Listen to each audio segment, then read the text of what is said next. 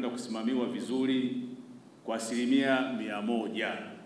Naamini kabisa taswira hii inawakilisha askari polisi wa Zanzibar. Kwa hiyo ni imani kabisa kwamba uchaguzi wa Mheshimiwa Rais wa Zanzibar, uchaguzi wa Rais wa Jamhuri ya Muungano wa Tanzania, uchaguzi wa wawakilishi, uchaguzi wa wabunge unakwenda kufanyika, usimamizi unakwenda kufanyika kwa ustadi na weledi wa hali ya juu.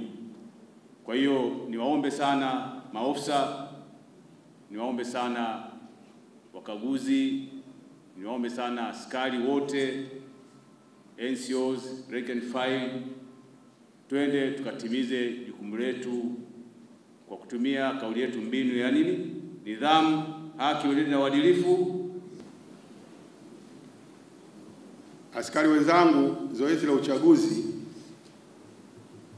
ni moja kati ya matukio nyeti na matukio muhimu katika nchi yetu.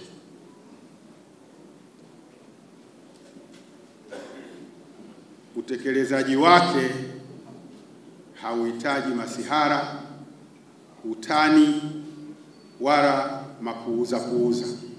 Au basi unaweza ukakiweka hapo.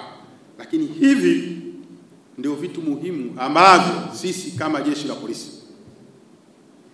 kwa mujibu wa katiba na ile cap 322 sheria ya polisi na polisi wasaidizi,